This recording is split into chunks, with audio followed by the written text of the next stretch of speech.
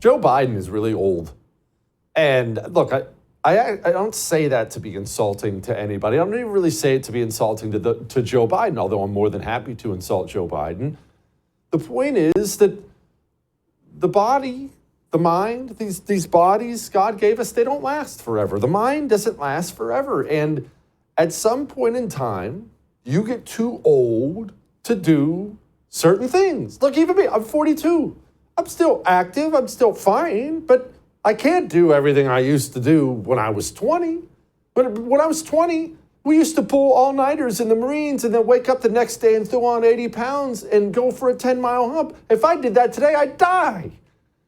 Joe Biden is not only old, his mind is melting, and he can't be president of the United States anymore. He just can't. This is not something we can, look, we can't have this anymore. America is a nation that can be defined in a single word. I was in the foothills of the Himalayas with Xi Jinping. The beer brewed here, it is used to make the brew beer in this refinery. Oh, Earth Rider, thanks for the Great Lakes. I wonder what it's called. We'll teach Donald Trump a valuable lesson. Don't mess with the women in America unless you want to get the benefit.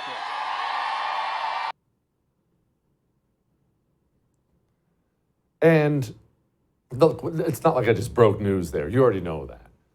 But the special counsel report that came out recently from Robert Hur was one of the more eye-popping things I've ever seen. The special counsel, he was investigating Joe Biden for his various crimes. And he said when he was done, hey, yeah, Joe Biden, he committed all these crimes and it was bad. He said it, it's all in the report, but we're not going to charge him. Why? Because he's too old and broken down. He's so old and broken down that he's not mentally competent to stand trial. Now, I need to explain something that you already know, but I'm saying this more for my own purposes than you. The commander-in-chief, if a war breaks out, setting aside his peacetime duties, if a war breaks out, America's generals and admirals will receive marching orders from Joe Biden. That is a really, really big deal. And he's not mentally competent enough to stand trial. And then in response to this report when it came out, of course, Joe Biden, because he's Joe Biden, made everything worse, had an impromptu press conference. He just started yelling at everybody. For months when you were asked about your age, you would respond with the words, watch me. Many American people have been watching, and they have expressed concerns about your age. That is your judgment. That is your judgment. That is not the judgment of the press. Not share classified information. I did not share it. With your ghostwriter? With my ghostwriter, I did not. Guarantee you did not. But the special counsel said in the report that he did not say that. Okay. He did not say that. But Mr. President, let me answer your question. And that leads me to this. In fact, it's what our special is all about tonight. And we're going to have guests who agree with me, guests who disagree with me. I've been telling you for a very, very, very long time. I've been predicting, I guess I should say. I guess we'll see if I'm right. I've been predicting that there's no way the system is going to let this guy be president. I think the powers that be are tired of Joe Biden, frustrated with him, and I think this entire thing is a coordinated effort to get Joe Biden to resign. They're going to get Joe Biden to resign. I'm laying down the marker once again. I've laid it down a million times. And they're not going to get Joe Biden to resign for the same reasons you or I would want Joe Biden to resign. You would want Joe Biden to resign because he's a crappy president. He opened up the border. Inflation's out of control. Or just the basics of he's not a fully functional adult. That's why you would want Joe Biden to resign. I don't think the system would ever care about any of those things. The system is going to force Joe Biden, maybe not to resign, but to not run again. They're going to force him to not run again because the system only has one purpose. You and I have talked about this a million times. What is that purpose? The system's only job is to protect itself. The only job the system has is to protect the system itself. Joe Biden being so old and embarrassing and bad risks the system losing the presidency, which they treasure above all. They're not going to risk that for Joe or anybody. They're going to lean on him until he topples over. And as we've all seen, that won't take very much leaning. All that may have made you very uncomfortable, but I am right. I don't know who I'm most excited to talk about tonight. Talk to tonight about this. Hammer, maybe Buck. Buck Sexton's going to join us later on in the show, and he's going to argue with me. And I always have fun arguing with Buck. And gosh, I hope I'm right and he's wrong. Either way, we are going to have a blast on this special, and I'm right. Hang on.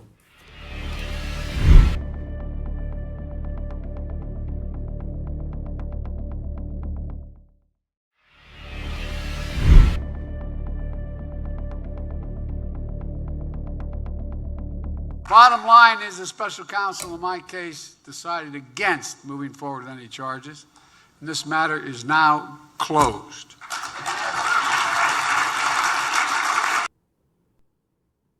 Okay. Is it? If it is, why? I don't know. I bet Josh does. Joining me now, host of America on Trial with Josh Hammer, my buddy Josh Hammer. Josh, okay, so Biden declares the case closed. Is it, Josh, when the special counsel says we're not bringing charges, does that mean it's done, it's over? Well, for now, it probably is that way, Jesse. So, when you go back to Robert Hur's special counsel report, the first thing that he does is he appeals to the longstanding Department of Justice policy, which is a longstanding policy going back at least as far as the Nixon administration. There was this memo that the Nixon Office of Legal Counsel issued way back in 1973 that first laid the foundation that a sitting president cannot be indicted on a federal crime. Now, that raises the obvious question as to, maybe why was this special report by Robert Hur needed in the first place? If they were only going to stick to this conclusion, which I think constitutionally speaking, by the way, is correct. I think as a matter of constitutional structure, it is correct that a sitting president cannot be indicted. The way to get rid of a sitting president is via the impeachment process. It's the whole reason that you have it there. So that does kind of raise the question as to why the Robert Hur report was necessary in the first place. But I'm frankly happy that it came out, Jesse. I mean, even if he's not going to be indicted, the American people now have seen what Joe Biden's actual mental state is like. The American media, Democratic Party elites have tried so hard for a very long time now to try to obfuscate and to hide the reality of Joe Biden's current mental and physical condition. But thanks to Merrick Garland, ironically, who had chose to release the Robert Hur report for all, we now see what that is. So he's probably legally off the hook, but the voters are going to have the last word at this. And in theory, again, the remedy for a sitting president is impeachment. In theory, if Congress wants to do something about a president who is mentally out to lunch, they can go ahead and file articles of impeachment, which perhaps they should do. I mean, they've kind of already done that, but perhaps we should get that ball rolling a little more than we already have. Josh, before we move on to Joe and Hunter and their business, just another question about this. Many people on the right are really struggling, understandably, with the concept that Joe Biden can have boxes of classified materials in his garage for all to see, actually. The picture's available on the internet. And he gets off scot-free while Donald Trump is facing felony indictments over this whole thing. How could that be?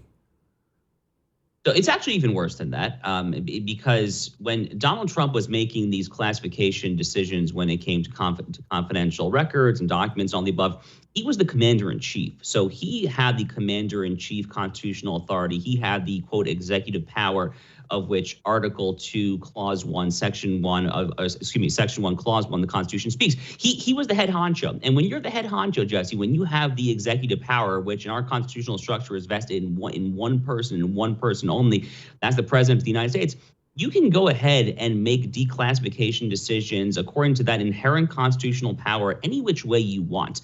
It doesn't really matter exactly whether you're following it according to the letter of the statute. You have an inherent constitutional authority. And there's also a statute called the Presidential Records Act, which even in addition to the Constitution, as a matter of congressional statute, would allow the president to make these sort of decisions.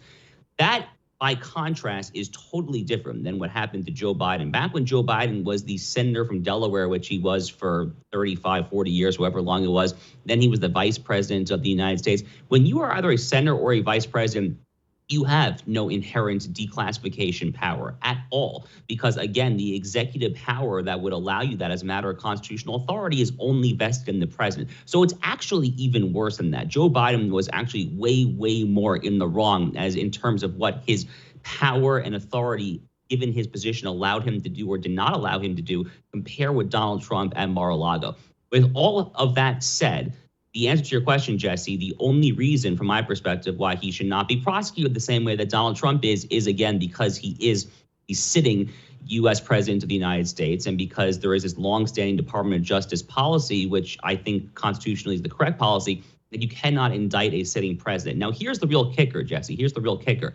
If you look at what's happening to Donald Trump in the Washington, D.C. case, the Jack Smith federal probe in D.C., they are basically arguing that you can actually go ahead and then indict a president after his term as president. That's what Trump is currently arguing right now. Is before the Supreme Court. He's arguing that he has immunity.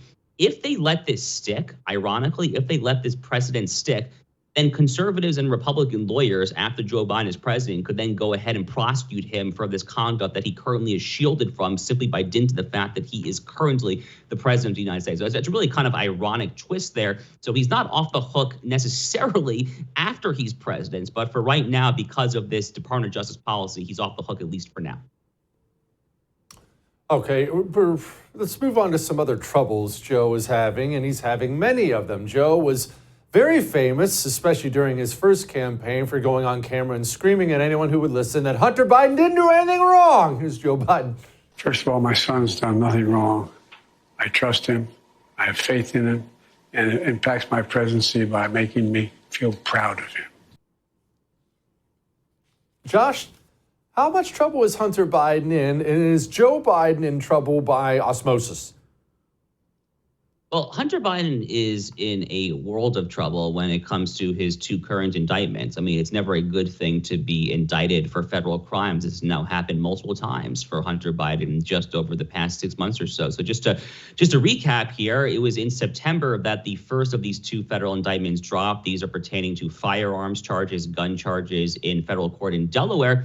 And then in December, about 2.5, 3 months later or so, you had a second slew of federal charges drop out in California pertaining to income taxes. Now, based on my understanding of the underlying facts and the underlying law in these cases, Jesse, I think that Hunter Biden is totally dead to rights on the gun charges. It seems to me that he is absolutely unequivocally guilty of the crimes based on what I understand the facts to be. I mean, Hunter Biden is not exactly the sharpest tool in the shed, Jesse. I mean, this is a guy who literally admitted in his autobiography, in his memoir, that he was coked up on cocaine out of his mind at the time that he purchased a firearm. Well, as the case may be, there is a federal criminal statute on the law that doesn't allow you to do that. I don't know who the heck thought this would be a good idea to put this into his autobiographical writing, but he literally admitted it. So, I mean, I'm not sure how he can possibly get off on that. Again, if David Weiss, if the whole Biden regime apparatus actually pursues that thing, he's not in particularly good shape either when it comes to this tax indictment out in California.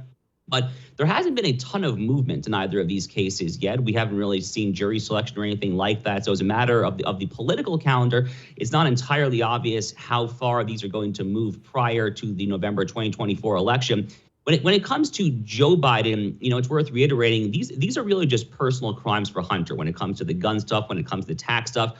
Thus far, the special counsel David Weiss has not indicted Hunter Biden whatsoever for any of his foreign overseas dealings, for any of his stuff in Ukraine, Romania, China, any of the above. I think a lot of us would like the special counsel to get there, but it's not clear whether he will. I mean, the jury, you know, proverbially speaking and literally speaking, is very much still out when the special counsel, whether he will actually get to these foreign FARA, foreign agents, foreign registration, all this lobbying stuff that Hunter's been involved with. That really is what could touch Joe Biden. The gun tax stuff domestically, not going to hit him directly, but just as a matter of political optics, Jesse, I mean, if you're an independent voter going to go to the polls this fall, you probably don't want the guy's son that you're voting for to be possibly going to the slammer on gun and tax crimes.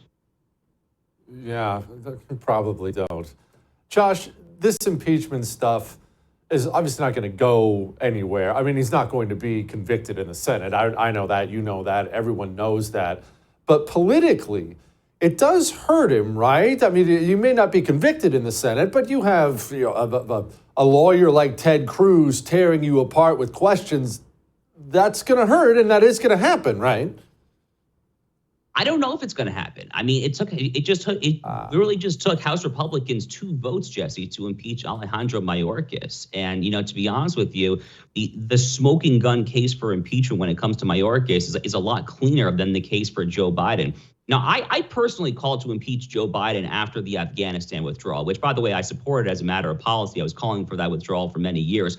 But the way in which it was handled was just beyond disgraceful. I mean, all the dead American soldiers there, the people falling from the planes, the weapons left of the Taliban. So I called for this guy's impeachment 2.5 years ago at this point. But at this point, this past summer, the case that James Comer from Kentucky and Republicans were making, they were relying very heavily on this one FBI whistleblower who the Biden DOJ himself has actually just now indicted for apparently making it all up. That's what they say. I mean, I'm not sure who's right there. It'll be a he said, she said. But that case is actually looking a little shaky right now, is the point I'm making. So I'm not entirely sure if House Republicans are going to tee up this chamber-wide vote to impeach Joe Biden anytime soon. I thought the Mayorkas case was really the one that Republicans should have been prioritizing for a long time now. I thought they got a little sidetracked, actually, with the impeachment proceedings of Joe Biden.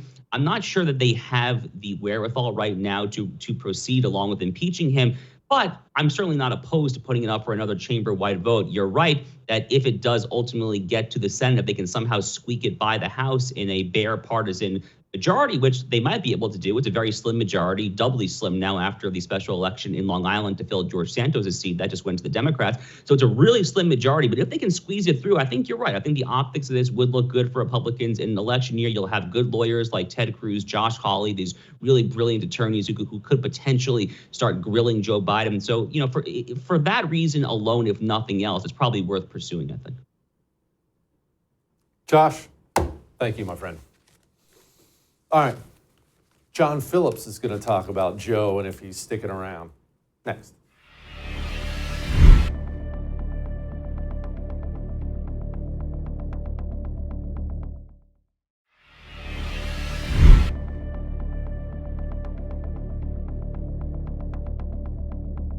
But anyway, we don't agonize, we organize. We have a great candidate, Joe Biden, President of the United States, Kamala Harris. We're on the road to victory, as I say, but we just win, baby. We have a will to win, and we will win because it is the right thing for our country. In the meantime, we have a security risk who wants to be president again. Congresswoman and Nancy we just Pelosi. Can't let that happen to our country. She is a fascinating animal, that Nancy Pelosi, but we don't agonize, we organize. Joining me now, my friend John Phillips of the great John Phillips Show. John, okay, Hillary Clinton is thought of as being, the old hag woman of Democrat politics, but it is Nancy Pelosi who's been driving this bus for a long time, and she's still on Team Biden? It appears so, and I love the fact that, Gavin Newsom here in California always likes to quote old African proverbs before he ever makes a point. I love the fact that for Nancy Pelosi, her old African proverb is quoting Al Davis, the former owner of the Raiders, just win, baby. But from her point of view, Joe Biden's a kid. Don't forget, Joe Biden is younger than Nancy Pelosi. To her, he's a spring chicken. And if you think about just what they would have to do to replace Joe Biden on the ticket, they really have 2 options if they want to do it. They could either field a candidate to run against him in these primaries, which would require them to do it before the filing deadlines, and that is come and gone. The filing deadlines, obviously, for the states that have already voted, that's in the past. In fact, they went in the opposite direction. They moved the calendar around to rig it so that Joe Biden would win and any challenger wouldn't have an opportunity to defeat Joe Biden by putting his strongest states up first. The other alternative is for them to, I guess, launch some sort of coup at the Democratic convention. But if you're Team Biden, what you do is you just make sure he lays low between now and then, because when the convention comes and goes, if they hadn't replaced him by then, there's really no opportunity for them to do so. They're stuck with Joe Biden. And if you're Joe Biden, right now, you're in a strong place in keeping this nomination. Think about the case he would make to other Democrats. If, let's say, Obama or Pelosi or someone were to turn on him and say, okay, we think it's time for you to stand down and get out of the race. He is going to turn to them and say, look, I have the power of incumbency. That usually results in a win. Why would you give that up? I've beaten Donald Trump once before. We know I can beat him. Hillary Clinton could not, and the others are unknowns. So why would you pass on the guy who has beaten him before? And then the third case you would make is, I'm within the margin of error in all of these polls. Yes, I'm trailing consistently, but I'm within the margin of error, which makes me statistically tied. It would be better for them if they want to remove him, for him to be down 15 points than to be down 5 points. Because if he's just down 5 points, but down 5 points consistently, he could make the argument that they're tied. Okay, so let's focus on the convention part, because very clearly that's the only way he's going to get the heave-ho. You say lay low, but Joe Biden can't lay low. Oh, we've seen this time and time again, John. Everyone remembers the dark speech with the Marines in the background and whatnot. That was Joe Biden's idea. I found out from a source that his staff tried to call him off of that for like 2 months, and finally he insisted that he give that speech. And of course, it cratered. He just did it recently with that stupid press conference, where he finally took an unscripted press conference, and it was an unmitigated disaster. He didn't have the reporters, he didn't have the questions. He is sometimes still his own man, and he's still a disaster. Laying low is not what he does. Well, we talk about these gaffes. What bigger gaffe or what bigger disaster could you have if you're Joe Biden than to have a prosecutor who comes from the swamp, comes from literally that portion of Washington, D.C., say that you're not competent to stand trial and that no jury would convict you because they would look at you as someone who couldn't remember what they had for lunch. I don't know what else he can do at this point. If they didn't use that as the off-ramp to dump him, then what do they need? Okay, so I guess I come at it from more of a 30,000-foot view thing, where the system is never going to allow the chance that this doddering old fool cost them the election. But maybe I'm giving them too much credit. Maybe I think they have too much control over Joe Biden. I always assumed they would strong arm him out, John. I assumed they would use maybe his son and all this legal stuff and said, hey, Joe, you kind of want a little slap on the wrist for your boy? I'd hate for you to get caught up in all this. Maybe it's time for you to retire, with dignity, of course. If they were going to do that, they would have done that by now. Because let's say they decide that they want to dump him. Let's say that Pelosi and Obama and other power players within the Democratic Party determine that Joe's going to lose. You put all of those people in a room, Jim Clyburn, the rest of them. You think they can agree on who should replace him?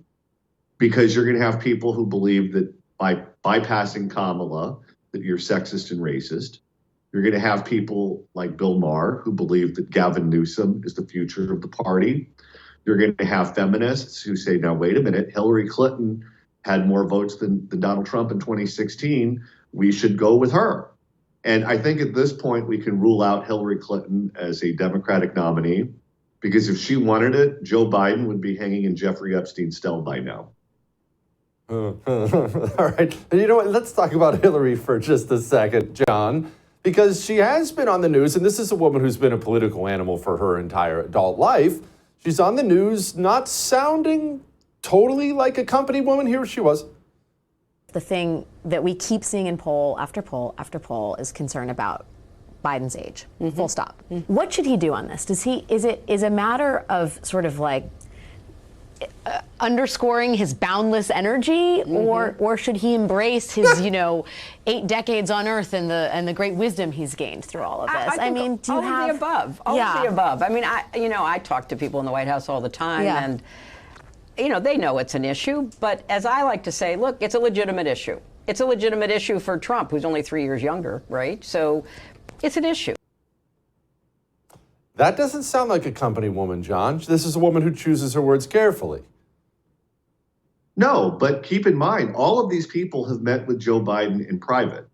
They meet with him in places like airplanes and hotels and after long days. So whatever it is that we see on television as Joe Biden at his best, she has seen him probably privately in circumstances where he is much, much worse.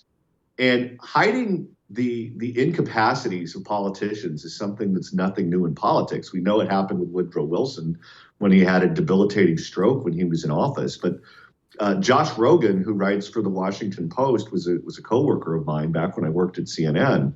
And he told me a story when he was a reporter for the U.S. Senate for Congressional Quarterly.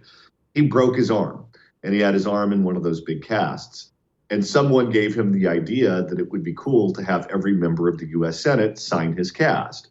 So he just went from office to office, and all the members of the U.S. Senate signed it. The last one that he needed the signature from was Robert C. Byrd, who was the senator from West Virginia at the time and had been there since Hector was a pup. And they took him into the guy's office, and the guy had a chair that had a huge back to it, and he was staring out a window. And they brought him up to the senator, and the aide literally put his hands on the chair, swiveled the chair around. Byrd was sitting there with this glazed look on his face, drool coming down his chin. They took a stamp that had his signature on it, and they put it in his hand. They took the sleeve of his jacket, they lifted his arm up, and they dropped it on the cast. And that was his signature on the cast. He never said a word. When it was finished, they then said, okay, it's time to go. And they walked Josh out of the room, and they turned the chair back around so he was staring out the window. And that man was a voting member of the U.S. Senate and was not removed for being incapacitated, was allowed to stay there until he died. God have mercy. All right, John, I can't let you go without talking just one real quick about Gavin Newsom. It seems, and maybe this is my own myopic world, but it seems like maybe that bloom is off that rose a little bit. There was a time a few months ago where he was the belle of the ball. He's visiting the White House mysteriously as soon as Joe Biden leaves town. Everywhere you turn, he was very clearly doing a PR campaign. He was on every news channel, and then poof, gone. What happened? The mustard's off the hot dog.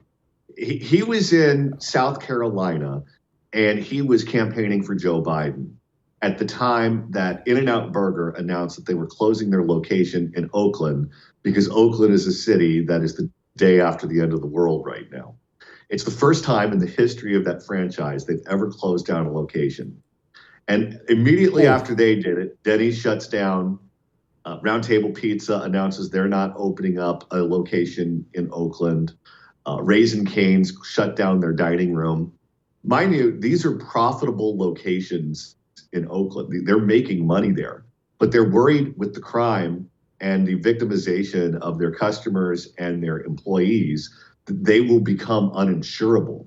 So they specifically cited crime as the reason that they needed to shut down these profitable locations. Those stories became national news, and it became a national embarrassment for him. He flips out when he's in South Carolina, gets on the phone, starts screaming at people, and is now sending California Highway Patrol officers in Oakland to try to get control of that city. Well, there's a problem. They have a Soros DA who won't prosecute anyone, so go ahead and arrest him. It doesn't matter. Nothing's going to happen to him. So then he freaks out a second time, and he starts sending attorneys from the California Department of Justice into Oakland so they will prosecute the cases. He can't criticize these people publicly because they'll call him a racist and they'll call him a sexist, but they are generating so much negative attention for him right now that he cannot keep up with it, and he cannot do what he fundamentally has to do to fix the problem because then he'll be a racist. So right now, domestically or here in California, he is behind the 8 ball and cannot get out of that corner part of the pool table. And it's driving him absolutely nuts. That's fantastic. John, you are the best, my man. Get down here to Houston again so we can have another beer. I appreciate you, brother. All right. Buck Sexton very much disagrees with me. In fact, we have a bet. We have a stake bet on it. I'm going to take him to Outback if I lose. We'll talk to Buck about that next. Hang on.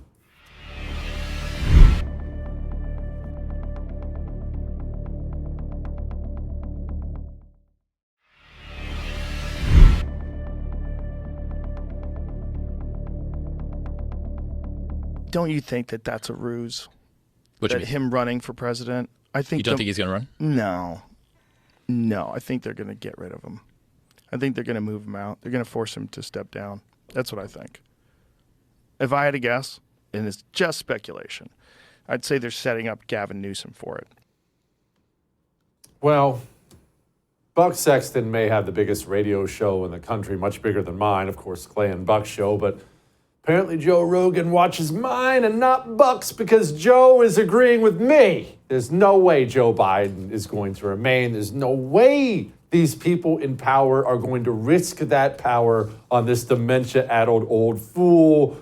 Joining me now, Buck Sexton. Buck, it's nice that Joe Rogan, who I don't know and have never met, is such a huge fan of mine. Guess he doesn't know who you are, though, man. Sorry.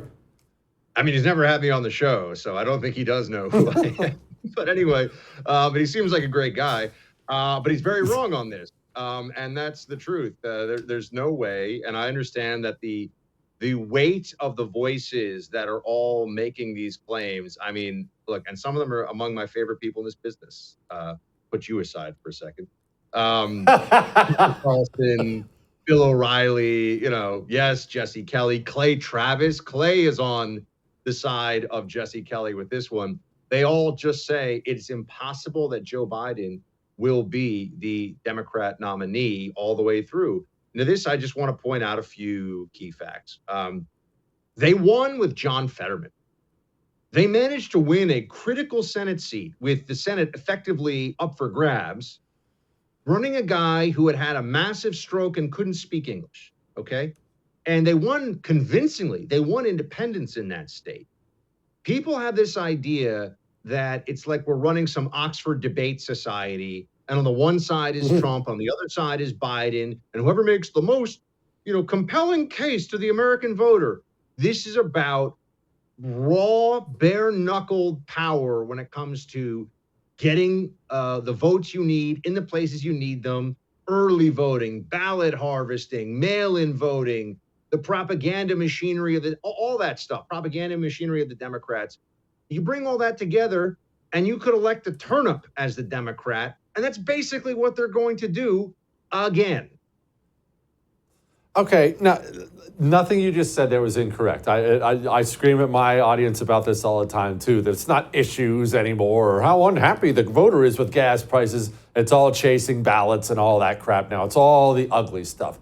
However, look, if you and I are having a foot race, and let's say you're a lot faster than me, which I'm sure you are, because I'm the slowest person on earth, and you can beat me with a sprained ankle, that doesn't mean you want to beat me with a sprained ankle. You would still prefer to have two healthy ankles. I realize they know they can win with Joe, but they don't want to have to do that, especially when both political candidates, as everyone knows by now, doesn't matter how mad people get about this, both of them are unpopular. The approval and disapproval ratings of Trump and Biden are dreadful, not amongst the base of either of them, but amongst the general public. The general public doesn't like either of them. So the first party that says, I'm picking someone different wins. Well, look, you have to think about who that would be, and we'll get into that in a second. I think one thing that's left out of all of this, and I'll admit, it's far more interesting to play the parlor game of like, well, what if The Rock runs, What if there's like a Harrison Ford Oprah ticket? Click, click, click, click. Everyone's like, oh my gosh, Harrison Ford and Oprah? Unbeatable, right? Like who could, maybe they'll have, Prince Harry and Meghan Markle run. They'll change the Constitution so that, she's not a foreigner technically, but you get what I'm saying. No, this is crazy talk. And here's why. You're going to be running ads and spending a lot of money between now and the Democrat convention. Hundreds of millions of dollars going to be spent trying to soften up Trump's numbers and bring out Biden's numbers in these different states, the 8 states or so that are going to really matter, right? Then you're going to say in the summer, turns out all the Republicans have been right all along. Biden is a turnip.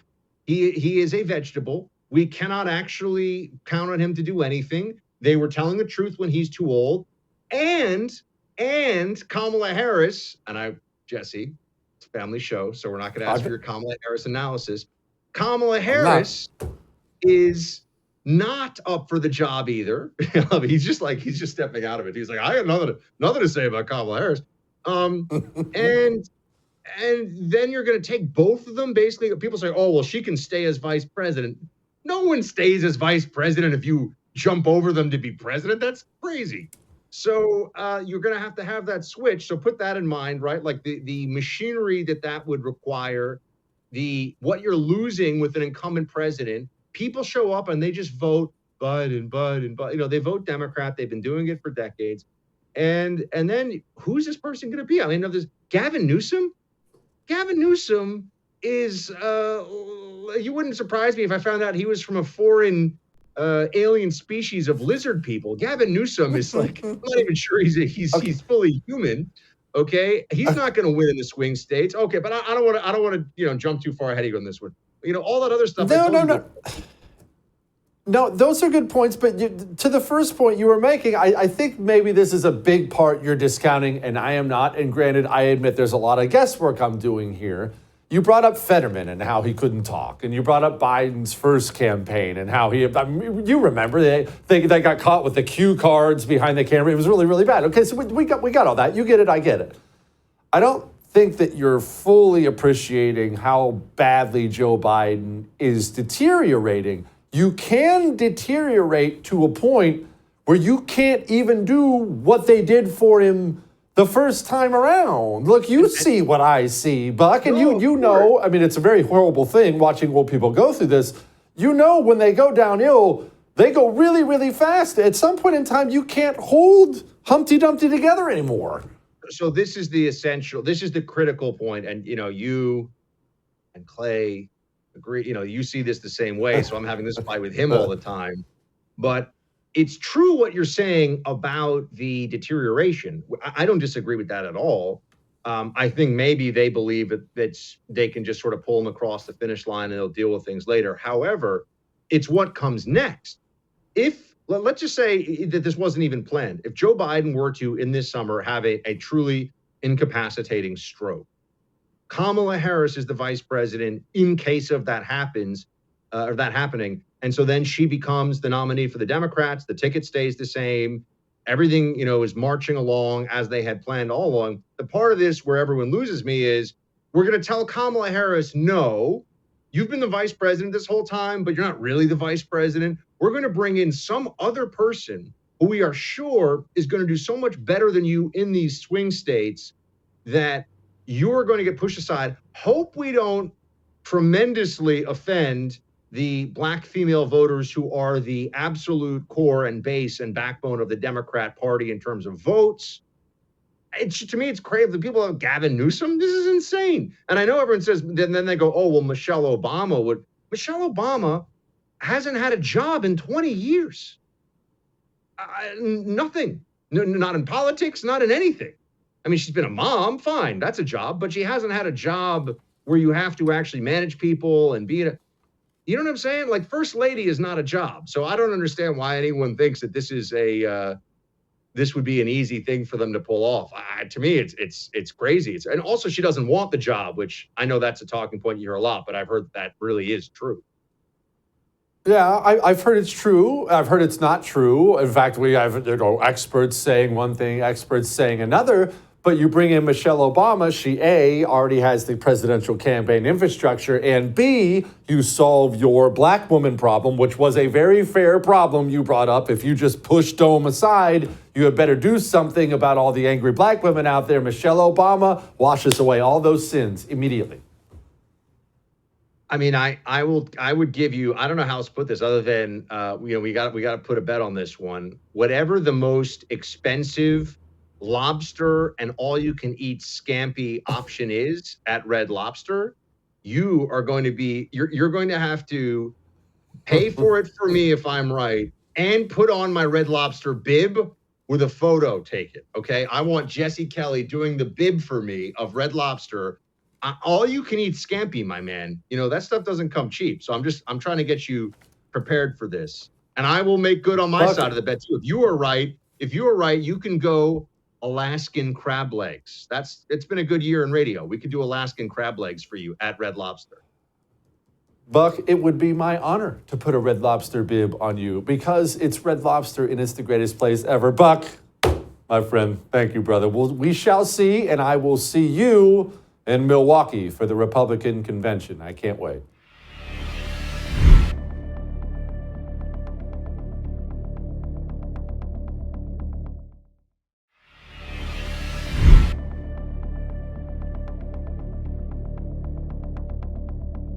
They're going to push him out. And I've said this so many times at this point in time that if they don't, I know full well I'm going to have to come on here and I'm going to have to eat crow to you. I'm going to have to eat crow to Buck, who we just talked to. I understand that the crow I'm going to have to eat is huge. It's going to be a mountain of crow, but I will eat it. Nevertheless, the system protects itself. It's the system's one job, and they're not going to risk that power for this doddering old fool. They're going to push Joe Biden out, and who knows who we're going to be stuck with. Gavin, Michelle, who knows? All right, that's my call. We'll do it again.